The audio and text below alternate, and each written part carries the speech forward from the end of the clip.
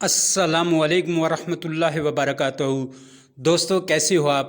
میری دعا ہے اللہ سب کو اپنے حفظ و امان میں رکھے۔ قربانی کی روح اور اس کی حقیقت آپ کو بتانے لگا ہوں۔ قربانی حضرت ابراہیم علیہ السلام کے واقعے کی اصل روح تعمیل محکم ہے۔ مالک کے حکم کے سامنے سر تسلیم خم کر دینا۔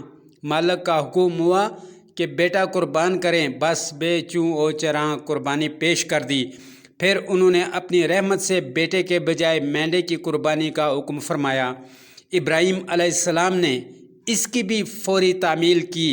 اب اللہ تعالیٰ کو اپنے خلیل کی یہ یادگار قیامت تک قائم رکھنا منظور ہوئی، تو تمام مسلمانوں کو قربانی کا حکم فرما دیا۔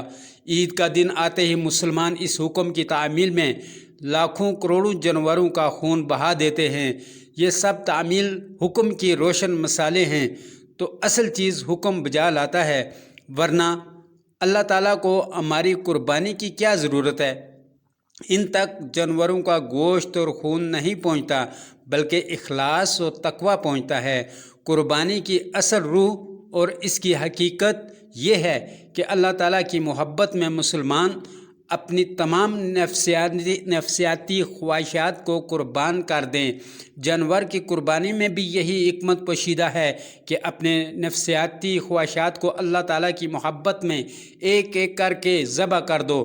ہم صرف جانوروں کی قربانی پر خوش ہوتے ہیں، اصل مقصد تو خواہشات کو قربان کرنا تھا، لیکن انہیں قربان کرنے کے بجائے ان کے غلام بنے ہوئے ہیں۔ دوستو اگر ویڈیو پسند آئے تو چینل کو سبسکرائب کر دیں۔ اللہ حافظ۔